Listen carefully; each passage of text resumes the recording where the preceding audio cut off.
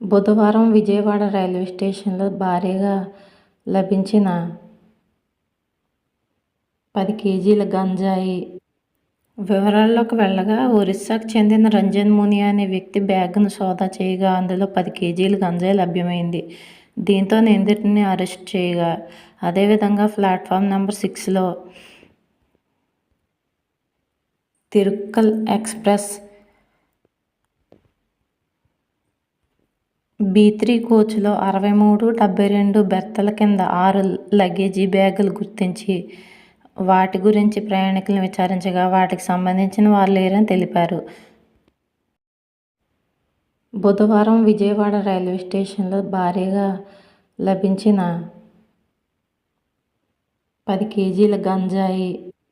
వివరాల్లోకి వెళ్లగా, ఒరిస్సాకు చెందిన రంజన్ మునియా అనే వ్యక్తి బ్యాగ్ను సోదా చేయగా అందులో 10